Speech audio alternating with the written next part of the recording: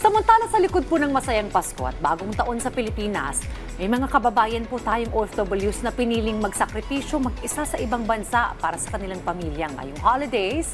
Pakinggan po natin ang kwento ng isang OFW na nakikipagsapalaran sa ibayong dagat at kung paano niya nilalabanan ang lungkot na malayo sa kanyang pamilya. Makakapaningin po natin live from Japan si Rail Anduyo, Travel Rail. Magandang umaga, Rail. Welcome sa Rise and Shine Pilipinas. Good morning po. Magandang umaga sa lahat, lalong-lalo na sa mga nanonood ngayon sa Rise and Shine Pilipinas. Good morning. Alam namin na mahirap pang mag-celebrate ng holidays, away from your family. Pero kamusta ang iyong naging Pasko dyan? Paano mo ito sinelebrate at paano mo naman planong salubungin ang bagong taon kahit mag-isa? Second year ko na po dito sa Japan. Usually po sa Japan, hindi po talaga nagse-celebrate ng Christmas. So may pasok po kami noong 25. And ngayong New Year, siguro dito lang sa bahay. Nagtrabaho ka nung Pasko. What do you do there? Isa po akong ALT, Assistant Language Teacher dito sa Japan. So, nung 25, since holiday break na siya ng mga bata sa mga teachers, hindi pa siya holiday break.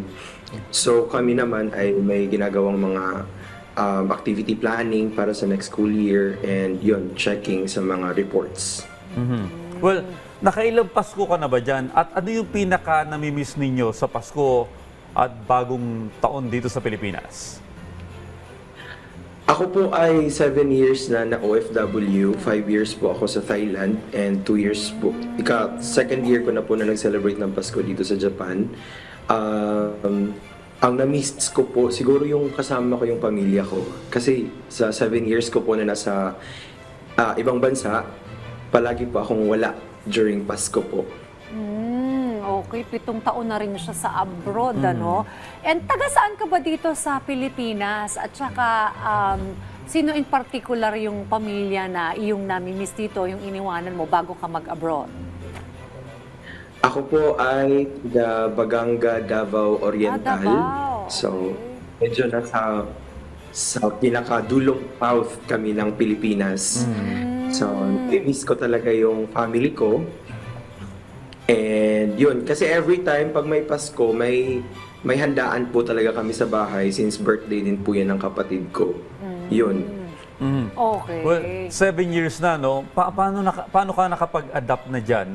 Nasanay ka na ba na tuwing Pasko, ganyan talaga yung sitwasyon mo? O meron kang ginagawang medyo kakaiba para naman ma-celebrate yung Pasko? Lalo na ngayon, meron na mga online, pwede nang ang tawag dito, online yung inyong Noche Buena. Oo.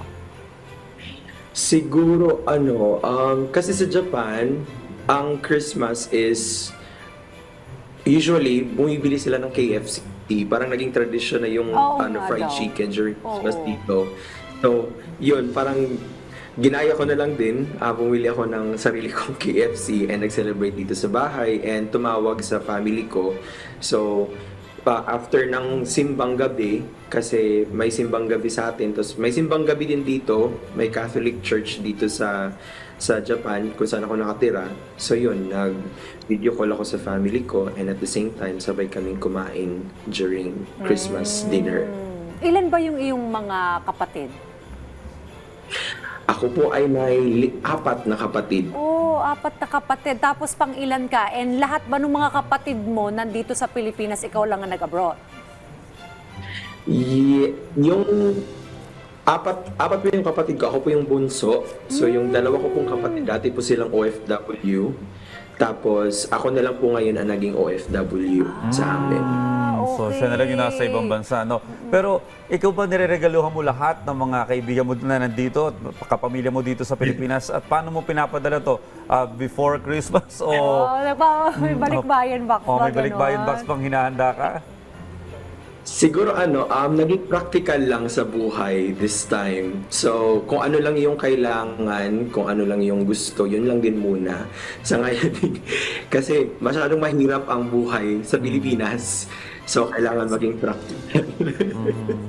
Oh, but you Wise also... budgeting. But in the long run, anong plano mo ba? To be back here in the Philippines for good?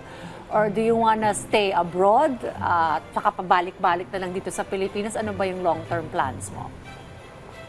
Actually, hindi ko pa po talaga siya alam kung ano yung maging after ko dito sa Japan. Kasi under po ako ng Japan Exchange Teaching Program under ng government. So, hindi ko pa po siya na hindi ko pa alam kung saan ako after. Pero of course, ang plan ko talaga is to stay kung as much as possible kung may makita kong opportunity dito kasi iba din talaga yung